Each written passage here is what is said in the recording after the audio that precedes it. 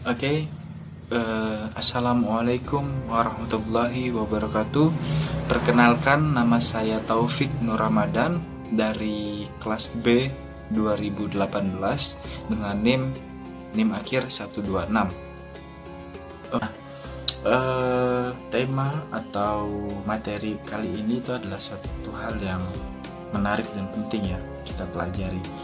Memang kita berbicara secara historis atau kita berbicara dahulunya, memang secara konsep berpakaian itu diajarkan dalam Islam ya, yang pada saat itu Nabi Adam dan Siti Hawa terbujuk rayuan untuk memakan buah koldi yang akhirnya dia diturunkan ke bumi dengan kondisi yang memang tidak memiliki pakaian. Nah, dari situlah kemudian keduanya membutuhkan pakaian untuk menutupi dirinya. Nah, konsep dan kebutuhan itulah yang kemudian berlanjut hingga sekarang. Secara umum dapat diketahui dari dua aspek, yaitu aspek fikih dan akhlak. Mengupayakan dalam berperilaku, menghormati dan menghargai orang lain. Nah, salah satunya berpakaian sopan dan baik itu adalah salah satu bagaimana kita menghormati serta menghargai orang lain. Islam itu menekankan bagaimana umatnya dalam menutup aurat, mengingat dalam ajaran Islam itu sendiri, ketika kita menutup aurat, ketika kita mampu menjalankan syariat-syariat yang sudah ditentukan dalam Islam, terkhusus berakhlak dalam berbusana ini, maka kita akan mendapatkan yaitu pahala dalam menutup batasan-batasan yang telah ditentukan di dalam Islam itu sendiri. Baik, kita pembahasan pertama kali ini itu akhlak atau bagaimana berpakaian, berbusana bagi seorang muslim laki-laki. Nah, menurut kajian fikih aurat laki-laki, yaitu batasannya dari pusar hingga lutut. Batasan ini didasarkan pada hadis riwayat Aisyah dari Umar bin Shu'aib. Oke, kemudian yang kedua, bagaimana larangan seorang muslim laki-laki itu dalam menggunakan emas dan sutra. Nah, adapun dasar larangan ini hadisnya sebagai berikut, diriwayatkan dari Al-Bara bin Ajib radhiyallahu anhu, Rasulullah memerintahkan kami dengan 7 perkara dan melarang kami dari 7 perkara.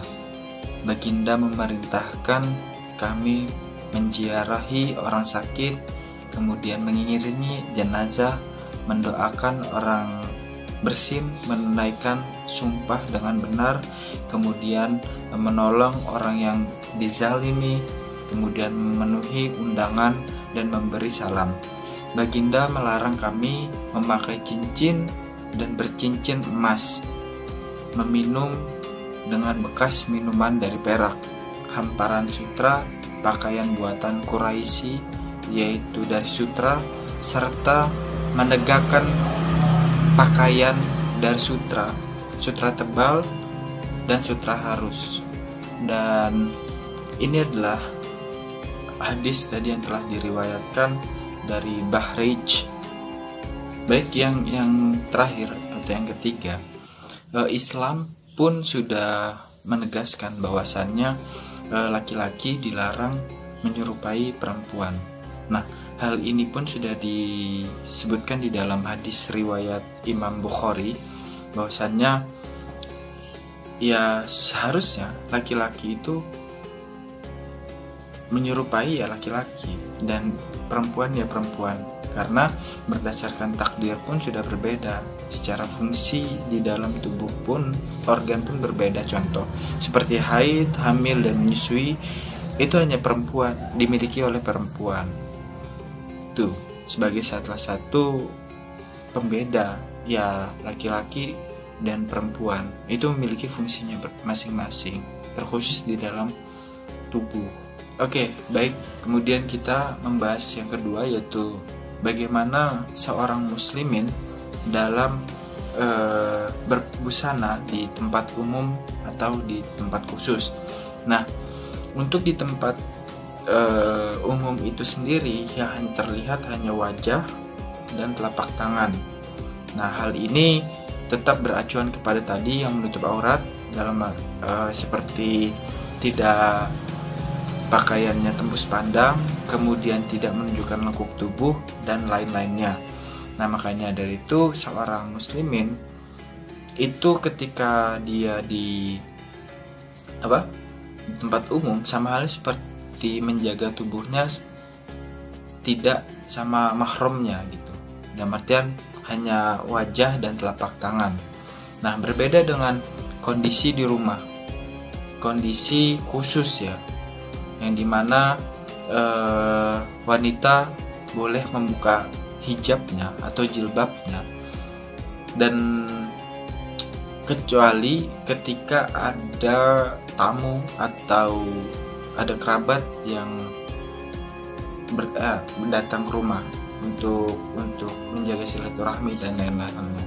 Nah, maka dari itu ketika tamu itu datang, hendaknya memakai jilbab atau pakaian tertutup. Untuk di hadapan suami atau di mahramnya, mereka boleh atau wanita tersebut boleh menampakkan seluruh tubuhnya yang telah disampaikan pada hadis riwayat Bats bin Hakim gitu. Jadi ketika dia di hadapan suaminya, boleh dia terlihat ya, karena itu mahramnya ya, boleh terlihatkan seluruh tubuhnya. Namun beda ketika bukan mahramnya, itu dia wajib menggunakan pakaian tertutup seperti jilbab, kemudian ya tadi kembali pada wajah dan hanya telapak tangan yang diizinkan untuk terlihat gitu. Oke, baik, mungkin itu saja ya yang bisa saya sampaikan, materi yang bisa saya sampaikan. Apabila ada kekeliruan atau kesalahan dalam penyampaiannya, mohon untuk dikoreksi, boleh di komen di bawah, boleh disampaikan secara langsung kepada saya, karena saya di sini juga masih berproses dan belajar. Maka dari itu saya mohon maaf sekali lagi apabila ada kesalahan kata maupun kesalahan dalam penyebutan atau mungkin bahkan kekeliruan. Boleh kiranya saudara-saudara atau kawan-kawan menegur atau mengingatkan saya, mungkin dari komen YouTube ini atau bahkan langsung kontak saya, tidak masalah. Mungkin itu saja yang bisa saya sampaikan. Semoga apa yang telah saya sampaikan ini bermanfaat, kemudian menjadi salah satu motivasi kawan-kawan dalam berakhlak, dalam berbusana, maupun dalam bergaul sesama manusia. Mungkin itu saja, tak ada gading yang tak retak, tak ada manusia yang tak sempurna. Maka lapangkanlah dada untuk meminta maaf dan rendahkanlah hati untuk memberi maaf. Itu saja. Nun wal qalami wa may yasturun, fastabiqul khairat. Wassalamualaikum warahmatullahi wabarakatuh.